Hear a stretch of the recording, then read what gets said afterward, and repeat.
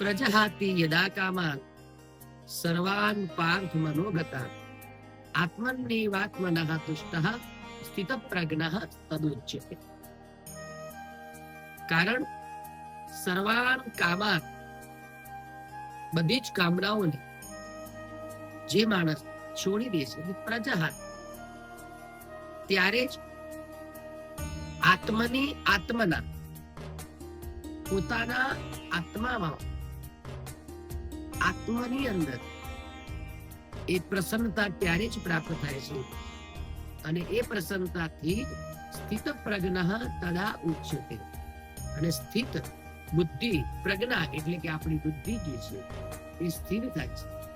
અને સ્થિરતા ત્યારે જ મળે કે સર્વાન કામાન, તમામ પ્રકારની કામનાઓ એટલે કે વાસના, સ્પૃહા વગેરે વગેરે, એ બધામાંથી મુક્તિ પામી અને સ્થિર બુદ્ધિ તરફ આપણું મન પ્રલોવાય છે.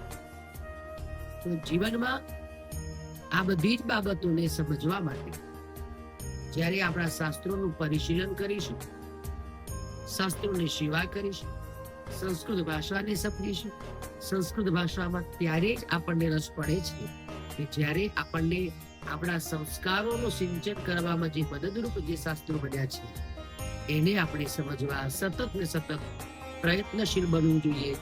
અને પ્રયત્ન જે માણસ કરે છે ત્યારે તમામ વસ્તુ પ્રાપ્ત થાય છે.